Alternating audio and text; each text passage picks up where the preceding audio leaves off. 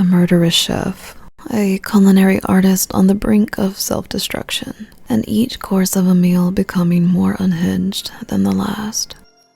Oh wait, I'm not talking about Dead Plate this time, friends, but instead we're digging into a heaping helping of a film released in 2022 that's finally on my plate. Set in an upscale restaurant on a secluded island, the menu is a uniquely macabre blend of horror and humor that explores consumerism, obsession, and the consequences of losing your passion. So this is your spoiler warning, and as always, I've timestamped the video so you can skip around to whatever interests you the most. Or you can sit back, get cozy, and let the nightmare begin. Hawthorn is a fine dining establishment on a private island, which can only be reached by boat. Renowned head chef Julian Slowick showcases his culinary expertise here, and a meal will set you back a whopping $1,250. With only 12 guests served nightly, the story begins as these members of the elite prepare to embark on the journey to Hawthorn. There's Tyler, the self-proclaimed culinary expert who will increasingly get under your skin as the movie progresses. Lillian Bloom, the food critic responsible for discovering Chef Slowick's talents, her lackey/editor Ted, and an older, wealthier couple, Richard and Anne Leibrandt. There's also 3 employees of a prestigious company, Bryce, Soren, and Dave, who immediately make themselves known as the executive asshole trope, with Tyler noting the trio are there for a mere power tasting instead of attending Hawthorn to enjoy the food. There's also the washed-up actor George Diaz, which I find funny that IMDb only refers to him as the movie star, but alongside him is his assistant Felicity. And lastly, there's Margot, the movie's protagonist. And at first she's a bit of a mystery. She's Tyler's date, yes, but it's clear from the beginning that there's something odd between them. Tyler asks her to put out her cigarette as to not kill her palate before the meal, to which she replies, "Then my palate will die happy," which is foreshadowing. She reluctantly puts her cigarette out, and then there's this awkward moment where Margot places her head on Tyler's shoulder and he's looking toward the other guest arriving. Her eyes are downcast, her thoughts somewhere else entirely, and the notion just feels insincere. When Margot spots Richard Leibrandt, she is less than pleased, but Tyler doesn't seem to notice or care at all. Tyler also tells her to be quiet as he's describing who Lillian the food critic is, and his character only gets worse throughout the night. It's important to realize, however, that these guests, save for Margot, are meant to be one-dimensional, borderline caricature-ish even, to showcase all that Slowick believes to be wrong with the elite society, but we'll get into their flaws later on. The guests are served lemon caviar on a raw oyster with mignonette during their trip, and this is the only dish in the film that doesn't have a specific explanation or story as the other courses do. It's an amuse-bouche, however, which is a complimentary bite of food from the chef to prepare you for the meal ahead and to satisfy your initial hunger. But insatiability is one of the many themes of this film, and we see Tyler inhaling his bite almost in a greedy manner, as if he can't get enough. We as the viewers also get a glimpse of what's to come as Margot comments that she prefers just plain oysters, but Tyler tells her that she's wrong, that the oysters need the other upscale elements of the dish to work. And he's obviously correct because he's the foodie, right? And she's, well, who exactly is she? Already the film is showing us a division of class. Margot's sporting a pair of boots and a leather jacket with her dress and gold safety pin earrings, clearly standing out from the finely dressed rich. When the guests arrive on the island, they are greeted by the maître d'hôtel, Elsa. As Tyler and Margot approach, Elsa inquires if Margot is Miss Westerveld. Tyler is flustered, stuttering through his explanation of Miss Westerveld having plans and failing to recount Margot's last name. She offers the last name Mills, assures Tyler when he apologizes, and stares off at the boat as it leaves the dock and the guests behind. These guests are now isolated from the rest of the world, and a similar dining experience was what actually inspired one of the writers to create this film in the first place. The Leibrandts head straight for the restaurant, being frequent guests of Hawthorn, and the rest follow Elsa on a tour of the island. It's 12 acres of forest, beach, and pastures, and all of the ingredients for the restaurant are grown, harvested, and slaughtered right there on the island. There's even a smokehouse where Elsa informs the guests that they age the meat of dairy cows for 152 days to relax the protein strands.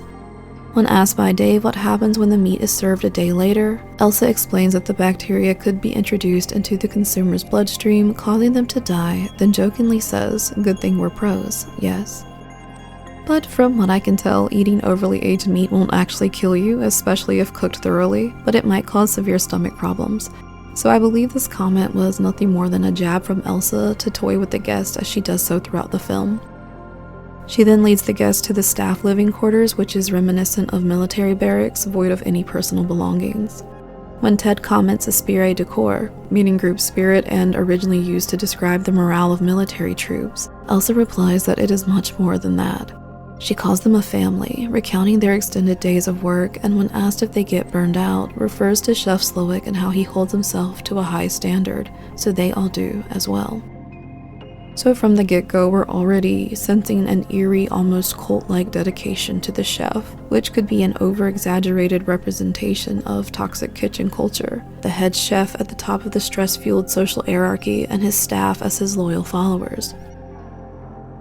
As the guests leave the barracks, Tyler sees a cottage off in the distance, and Elsa informs him that this is the home of Chef Slowick and that no one is allowed to enter it, not even her or their staff. Elsa continues to lead the guest on, and she is accompanied by a pair of goats. Eugene Clark notes that the goats are a reference to Judas goats, which keep cows calm as they are being led to slaughter. They finally enter the restaurant, and Margot turns to see Elsa seemingly locking the door behind them. As everyone finds their table, Mr. Leibrandt spots Margot and asks his wife Anne to switch seats with him, so that his back is turned to Margot and he's now facing the kitchen. We see the staff beginning to plate the first course, and their movements are fluid and precise. Tyler is about to take a photo of the kitchen when Elsa announces that this is not allowed because the chef strongly believes that the beauty in his creations lie in their ephemeral nature. The shot widens, and we also see the 12th and final guest, a lone older woman dressed in casual clothing. She has a wine glass in her hand, and it looks as if this isn't her first one of the evening. The guests are allowed to watch the staff create their dishes, so Tyler and Margot begin speaking with the sous chef, and Tyler, wanting to showcase his foodie knowledge, asks him if he's using a Paco jet. The sous chef is less than impressed and responds smugly that this is correct. The interaction is strained and weird, and though the chef knew Tyler's name, Margot notices that Tyler didn't bother to ask him, to which he shrugs her off, then shushes her again when Chef Slowick enters the kitchen. He's speaking with Elsa when Slowick turns and stares at their table, and Tyler, wanting validation from Slowick, assumes he's looking directly at him, but it's Margot he has his eyes on. She is not Miss Westervelt. She's not part of the original guest list, and this matters a great deal to him. The first course is an amuse-bouche made of compressed and pickled cucumber melon, milk snow, and charred lace. As it's a taste of what is to be expected of the evening, so too is the conversations throughout Hawthorn, allowing us to learn more about each of these characters. Lillian and Ted are beginning to critique the food immediately after the first bite without truly enjoying it. Tyler is already snapping photos of his food against Elsa's wishes, as it seems that he doesn't take no for an answer often. We see Felicity, the assistant, attempting to offer a goodbye toast as she's quitting, but George the movie star is completely ignoring it. Felicity seems to be privileged by nepotism as she's joining her mother's company in a position that she doesn't even know what her responsibilities would be. We can assume that George cheats on his wife and that Felicity may have been one of his affairs. She hands him back the keys to his house and his New York apartment that his wife doesn't know about. Then the executive bros further prove that they're less than savory. Soren has been cheating on his girlfriend with her coworker, and the three joke about how pathetic they are for valuing work and money alone. Tyler then makes a comment to Margot. He tells her that chefs play with the raw materials of life and death itself. It's art on the edge of the abyss, which is where God works too. We can see early on he is clearly enamored with Chef Slowick, and his admiration will prove to be one of the most extreme examples of a parasocial relationship. The scene cuts to the staff meticulously plating a variety of plants on rocks with a single scallop on top of each. Slowick claps his hands and the staff stands at attention. He speaks to the guests and asks them, "Do not eat, taste, savor, or relish. Consider every morsel that you place inside your mouth. Accept all of it and forgive. The staff begin to serve the first course, called the island, which is a variety of plants harvested from the island placed on rocks from the shore, covered in barely frozen filtered seawater, which will season the dish and scallop as it melts. As Slowick explains the dish, he wants the guests to remember that the people on this island are not important. The island and the nutrients it provides exist in their most perfect state. What happens inside the restaurant is meaningless compared to what happens outside in nature. The dialogue, like the amuse-bouche, is hinting at the theme of the meal and our story: acceptance, forgiveness, and the inconsequential. For a chef to say that what happens in the restaurant is meaningless is to showcase a death of the passion that fueled their desire to cook in the first place. He gives his speech and everyone claps. Tyler cries, and Margot likes this little bit of vulnerability from him. So she goes to tell him a story about the nicest restaurant in her hometown. And then this man-child immediately interrupts her to focus on himself again, questioning whether Slowick is mad at him or not. Margot responds that he's paying to be served by Slowick, so it doesn't matter if he likes him or not, and Tyler questions what she means by this, but luckily for Margot, they're interrupted by the sommelier. Lillian and Ted continue to criticize the plate, calling it needy and overly tweezed, and Ted basically parrots everything that Lillian says to him, agreeing with every word. George and Felicity's conversation tells us that George is no longer passionate about his work, and he's also gotten a DUI. He's ill-prepared to pitch a food show to 3 streaming services, and when asked how he likes the food, he only replies with, "It's good." Dave calls the dish otter food, and Soren says that he's had better scallops from his home chef, but hey, at least they can say they've eaten at the Hawthorn. None of the guests, save for Tyler, are actually enjoying the meal, seemingly unsatisfied, even though the food comes from a world-renowned chef. And instead they're focusing on the sheer fact that they can afford or have the prestige to be at such an upscale restaurant. Slowick eyes Tyler taking Margot's food after she's only taken 1 bite, and the Librants seem to have lost the ability to communicate with one another long ago. The second course is up next, and Slowick serves a breadless bread plate.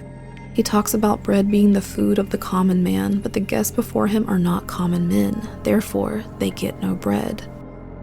Felicity points out that Hawthorn is known for their bread, and many of the guests believe it to be a joke or prank at first. But true to his word, Slowick serves a plate with nothing more than a variety of sauces that would have been dipped or spread on the non-existent bread.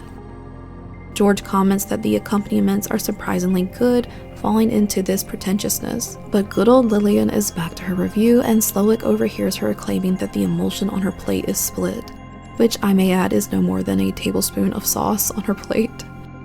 An emulsion is usually oil and water mixed with an emulsifier, and when it splits, it means the oil and water have come apart as well.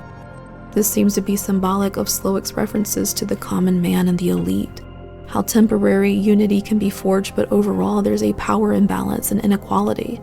The two just don't quite mix. Shortly after Lillian's comment, Elsa presents her with a larger bowl of broken emulsion, courtesy of Chef Slowick, showing her the consequences of criticism without considering the impact it would have on others. Back at the executive table, Bryce asks Elsa for bread, to which she denies the request. They threaten her with their status, saying that they work for Doug Barrett, the investor of Hawthorn, to which Elsa replies, "No, you work for Mr. Varick." When they realize they clearly are not getting anywhere with Elsa, they dismiss her. She fixes Soren's napkin on his lap and whispers to him, "You will eat less than you desire, and more than you deserve." Again, that theme of insatiability returns, pointing out the guests not being satisfied with all that life has offered them so far. Riches, family, good food, and notoriety. They still haven't gotten their fill, and yet do they truly deserve any of it in the first place?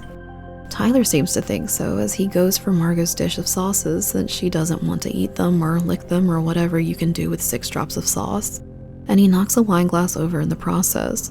Slowick approaches their table, questioning why Margot hasn't touched her food, and he's perplexed when Margot stands her ground, stating that she will decide when and what she eats.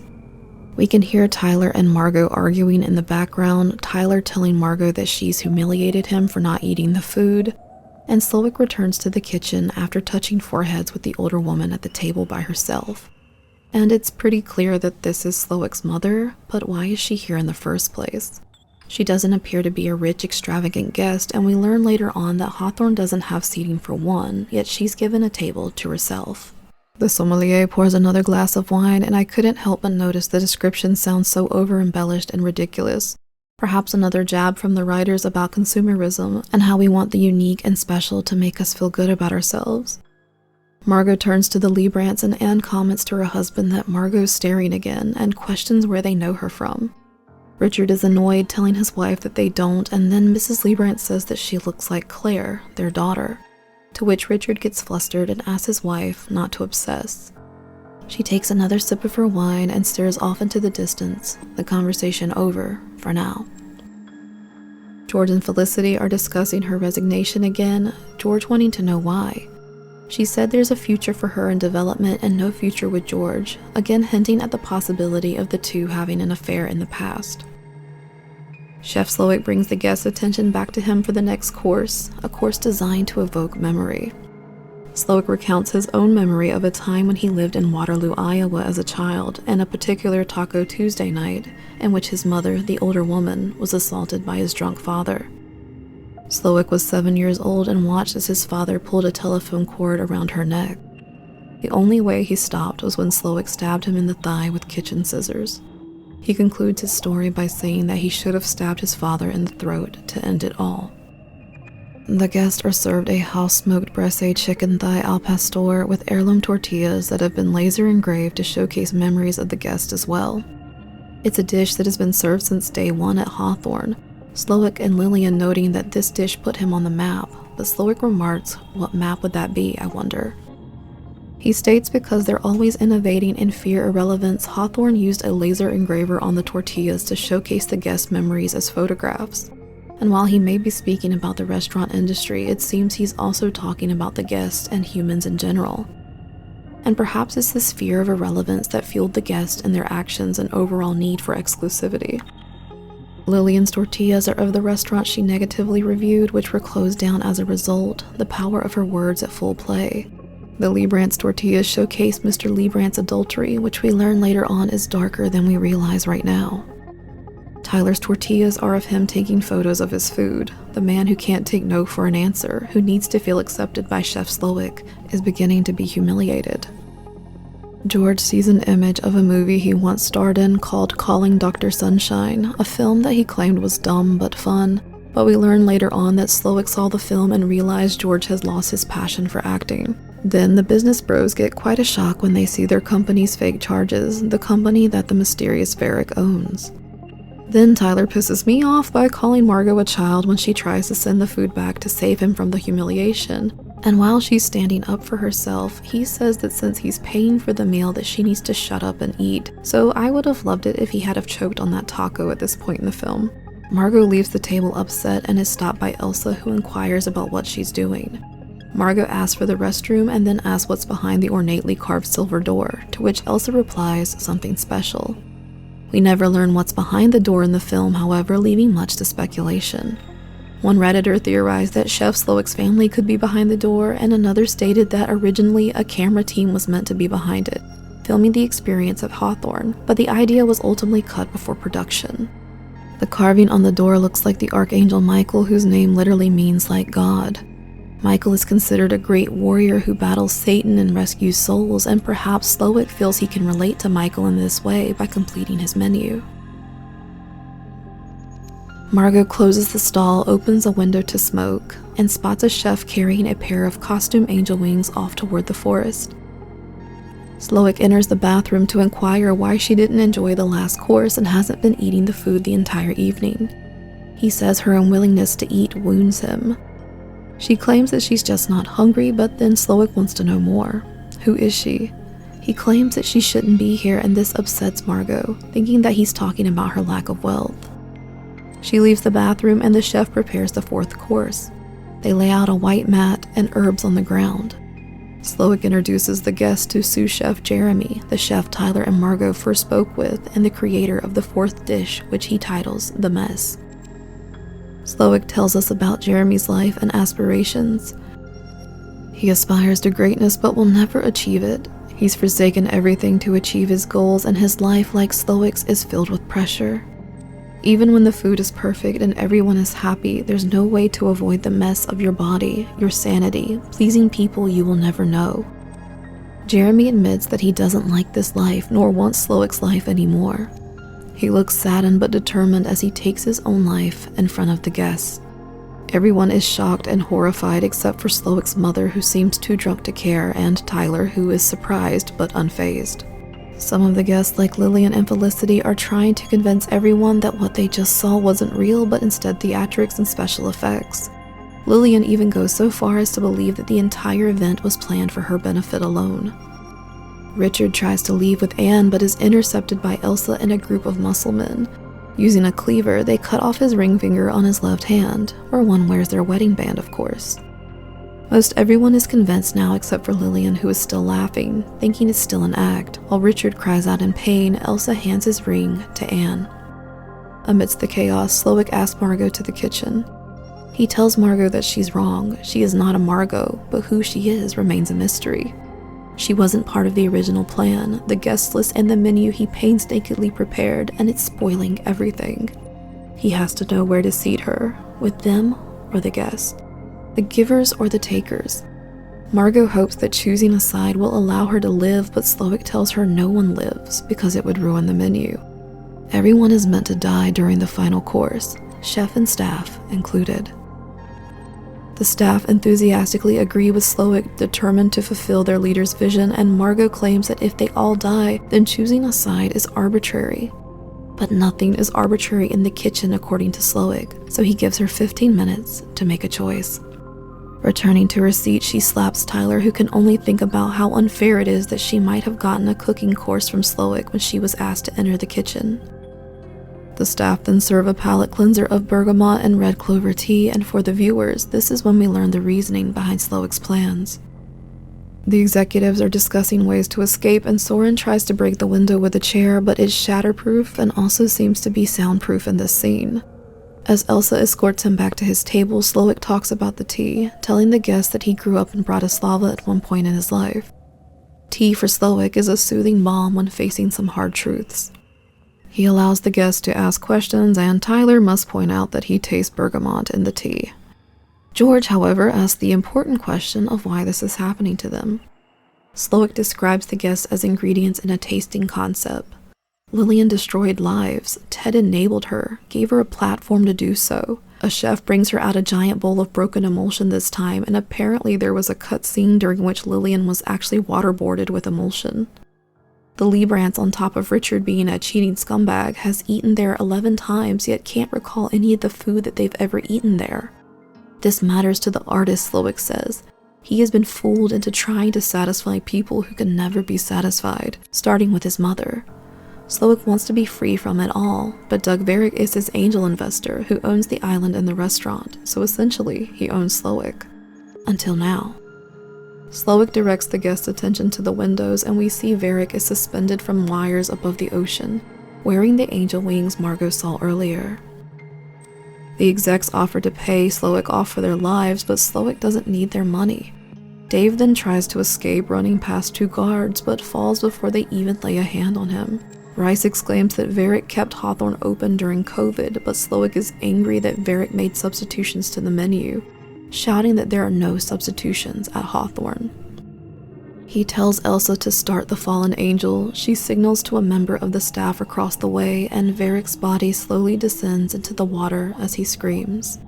Slowick tells them all to listen, but the glass was soundproof when Soren tried to smash it with a chair, so I don't really know what to think about this entire scene. He tells them to listen for the sound of silence, the sound of being freed. Margot's timer goes off, startling her and the guest, and now she must choose, the givers or the takers. She enters Slowick's office, telling him that he was right, she shouldn't be here, it's not all meant for her. Slowick isn't pleased with this non-answer and decides she belongs with her own kind, as he can recognize a fellow industry worker. She confesses that she's a sex worker and Richard Liebrandt did something unthinkable. During their encounter, he wanted to be told he was a good man and wanted Margot to call herself his daughter. Slowick asks if Margot used to enjoy being a sex worker, and she replies that she does, or at least she used to, before her time with Richard. She asks Slowick if he enjoys cooking, and he says that he used to, but he hasn't in ages and really misses that feeling. For the 5th course, he takes everyone outside, his mother staying behind to grab more wine. This course is called Man's Folly and was designed by another sous chef, Catherine. Many of the guests have already begun to accept their fate that they're dying, verbally saying so during the course. The meal is centered around the story of Slowick trying to make sexual advances toward Catherine over a period of 8 months, then awkwardly avoiding her in the kitchen after she turned him down twice. He can do this, Catherine states, because he's the star. She then stabs him in the thigh with a pair of kitchen scissors as Slowick once did to his father, then hugs him. She smears his blood across his chest, then he apologizes to her, and I couldn't help but think of the 1st course and how he told the guest, accept all of it and forgive. Later in the film, he mentions being a monster and a whore, his words, not mine. And this particular course seems to be necessary for him to be forgiven and to forgive himself before he can be purified. He then offers the male diners a chance to escape with a 45-second head start before the staff tries to catch them. Tyler attempts to remain behind, but Slowick makes him go on, and he just looks so dejected because he actually has to try and escape Hawthorn. Catherine then asks the female guests to join her inside, and they are then served the Man's Folly course: Dungeness crab, fermented yogurt whey, dried sea lettuce, umeboshi, and kelp. Lillian tries to appeal to Catherine, exclaiming how wonderful her dish is. Catherine replies that there was a time when her comment would have meant a lot to her, then she cries. The rest join in, talking about how delicious it is and how talented Catherine is, hoping to appeal to her in some way. Meanwhile, the men are captured pretty quickly, and only Bryce appeared to have made a solid attempt at escaping. He had managed to push a small boat out onto the water while George stopped due to a cramp. Ted hides in a chicken coop. Richard barely even jogged due to his finger, and Soren and Dave were busy fighting over splitting up. This feels like further proof that they're all starting to accept their fate, as no one is really fighting very hard when their lives are on the line. Even the women seem to have given up as well. They try to appeal to Catherine, sure, but as soon as it fails, they give up. Anne confronts Margot after learning that she knows Richard, drops the conversation, and I wondered here if she had an idea of Richard's behavior all along, maybe even suspected his incestuous nature at some point in their marriage. If so, her additional flaw, apart from taking the Hawthorn and her riches for granted, would be passively standing by while Richard acts like a monster. Felicity asks Catherine if they're really going to die tonight, and she confirms it, explaining that everyone dying was actually her idea. The menu doesn't work if you live, she says. It must tie everything together conceptually, or it just tastes good, and then who cares? Which, in a way, rings true to Slowick's problem with consumerism. It's not enough for food to be tasty anymore. It has to be an experience, a status symbol, a photo taken that will never be looked at again, another check on the list of exclusivity. For Slowick, death is silence, and silence is freedom. Freedom from the pressure, the mess, the dimming of his passion, the pit he's also guilty of creating. During this time, Margot admits her name is Erin and she's from Brockton, Massachusetts, but I'll still refer to her as Margot to avoid confusion. The men are then escorted back into the restaurant. Tyler grubs the leftover food like a maniac, and Margot gives Anne her purse in front of Richard, a sense of camaraderie seeming to have formed between the two of them. Felicity admits to George that she's been stealing money from him, and he admits that he is a washed-up failure who wrote a negative recommendation to her new job, but CC'd her on it because he's not the brightest crayon in the box. But now Slowick must handle a pressing matter. Tyler wanted to experience the chef's food and communicated with him for over 8 months about this night. Slowick shares with everyone that Tyler was told ahead of time that they would all die tonight, yet he failed to act to save anyone, even himself. Knowing this, he still brought Margot along after his girlfriend dumped him, only because Hawthorn doesn't offer seating for one. Tyler is so obsessed with Slowick that he's willing to die to be a part of the chef's menu. He's willing to let Margot die because she's of lower class and insignificant to him. All he cares about is being accepted for his culinary knowledge and to be valued by Slowick, his idol. Margot punches him, and he has the audacity to tell her to calm down. Slowick then begins to falsely praise Tyler about his knowledge of food, calling him a cook to boost his ego. But the problem is Tyler can't cook well at all. He only thinks he can. Elsa gives him a chef's jacket that Slowick then writes his name on, and he is then asked to cook in the kitchen while the staff and guests observe him. He is noticeably flustered, making poor choices in food selection, making mistakes, and ultimately undercooking his lamb. The secondhand embarrassment is real in this scene, and I almost feel sorry for him. Almost. Slowick tries the food and gives Tyler the tiniest bit of hope before telling him how bad the food is, and that Tyler is why the mystery has been drained from the art of cooking. He then whispers something into Tyler's ear, and looking defeated and on the verge of tears, Tyler nods his head in agreement, takes off his chef's jacket, and begins to undo his tie before exiting the scene. "Now you're free too," Slowick says to Margot, and he's referencing the silence of death being freeing, as Margot will see Tyler's body hanging in Slowick's office soon after. Slowick apologizes to the guests, saying Tyler's course wasn't part of the menu. I think this is because Tyler is responsible for bringing Margot to Hawthorn and upsetting Slowick's plans. Therefore, he wanted to punish Tyler as cruelly as possible. He ruined the menu, and knowing Tyler's obsession with Slowick as he and the staff thoroughly researched all the guests, the greatest punishment would be to prevent Tyler from being a part of the menu's ending. He crushed his ego, then took away the one thing that he coveted most. It's not known what Slowick whispers to Tyler, but I think his final act was self-determined, as a final way of getting what he wants, because again, he's the kind of guy that doesn't take no for an answer. After Tyler walks off, Slowick ushers Margot to the kitchen once more. He asks her to fetch a large barrel from the smokehouse, calling Elsa negligent for not assigning someone to bring it. Elsa is reluctant but gives Margot the smokehouse key, and then this is when Margot sees Tyler. During her outing, the chef begins his final savory course when George interrupts him, saying he doesn't think it's fair that he's being punished, unsure of what he did. Slowick calls his performance in Calling Dr. Sunshine unenjoyable, noting an artist who loses his purpose is pitiful, and honestly, it's probably self-reflective of Slowick. George asks why Felicity must die too, and we learn that she went to Brown without any student loans, so assumably her parents probably funded her education, further noting her nepotism and status. Meanwhile, Margot finds a knife in the smokehouse, then decides to check out Slowick's cottage, unaware that Elsa is following her. She enters and finds a kitchen and tables set up almost exactly like Hawthorn, except for a bed in the room. Cooking is Slowick's life, his religion even, and it's clear in this house. There's also another duplicate silver door here, mirroring the one in the restaurant. Elsa enters while Margot is observing the door and grabs the knife Margot left on the table. They fight, Elsa furious, thinking that Margot wants to replace her. And it shouldn't even matter if they're all dying, but maybe Elsa, in that cult-like mentality, sees herself as the head lady, brainwashed into believing that her place as a favorite of Slowick's is being challenged. Margot kills Elsa, hitting her over the head with a poker jet and stabbing her in the neck with the knife.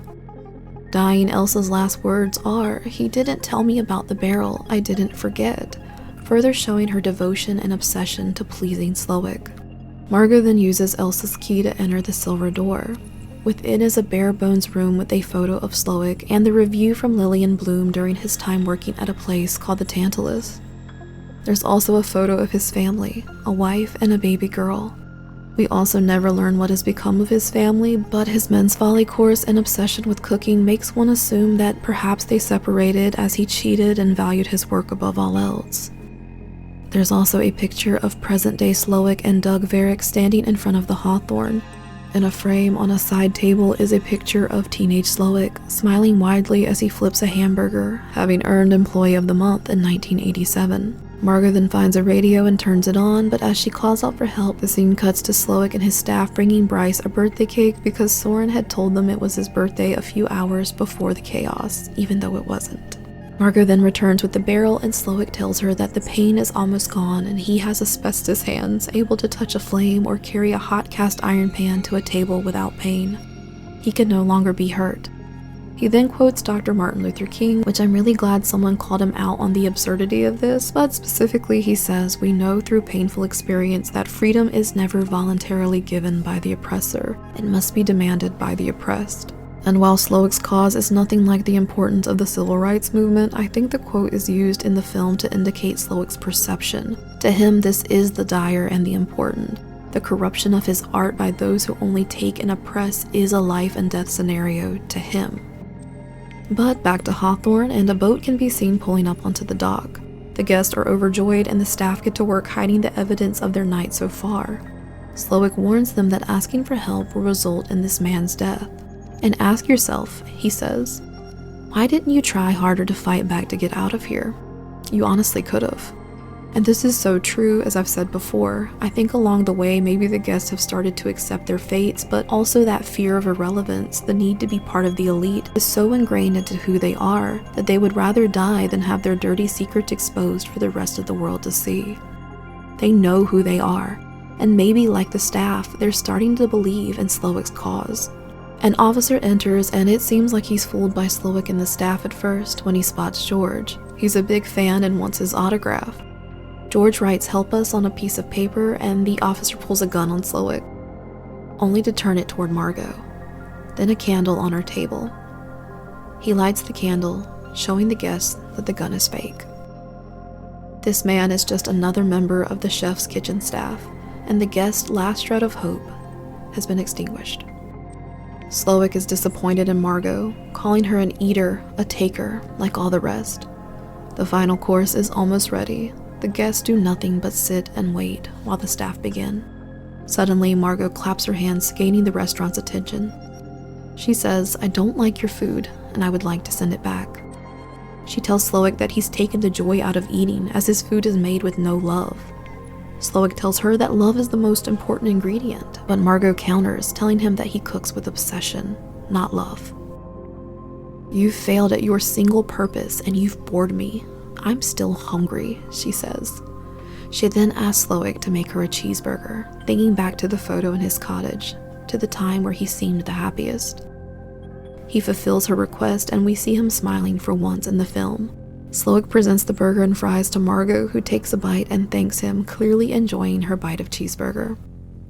The guests literally just look on in awe, watching Slowick and Margot, still not bothering to move, talk, or escape. Margot says unfortunately her eyes are bigger than her stomach and asks if she can have the rest to go.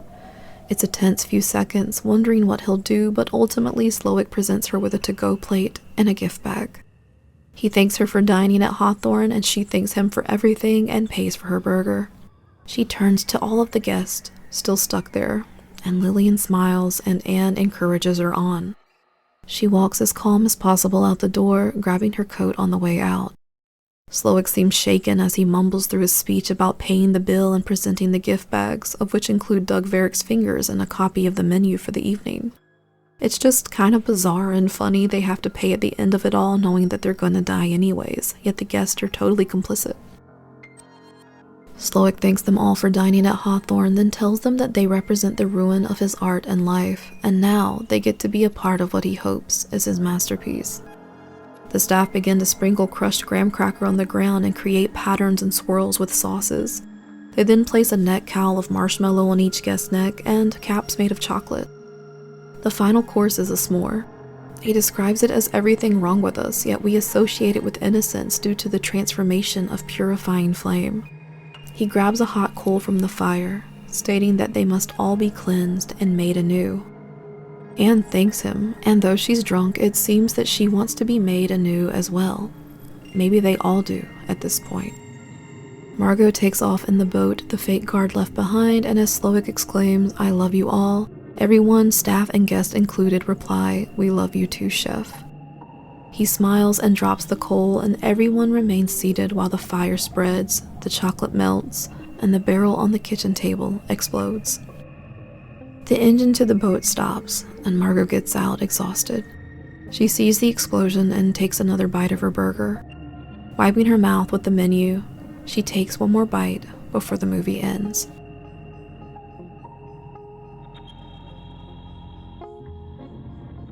Slowick was a man who was compelled by a number of things. Having a rough childhood from the start, he worked to save his mother, then to do her proud by becoming a chef. But by that point, her alcoholism and trauma got in the way, and she was never satisfied. He found love for a short time and married, but his own obsession with cooking left him unfulfilled as well. An obsession that controlled his life. He had little time for family except for the kitchen staff who revered him. As his culinary prowess became well known, he began to serve those who obsessed over the consumption of the experience, not the food or art itself. He further became part of that problem by dedicating his life to Hawthorn and the elite as a result, reaching a status where he was only fueled by passion. But when we obsess over perfection and pleasing others, and when we only work towards something to make ourselves appear better, we're failing to notice the small, simple joys in life, and our passion dies. Slowick was filled with self-loathing and blaming himself as much as he did the elite, but he wasn't seeking revenge.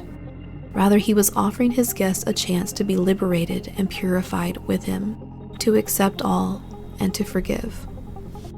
Margot, however, didn't need liberation. She still found joy in the simple things, like the bite of a delicious cheeseburger. She empathized with Slowick and gave him a tiny glimmer of the joy he once had when cooking. And in a place that doesn't do substitutions, Margot requested one, and in a way pulled herself from the menu. If you think about it, Margot was a substitution for Miss Westervelt.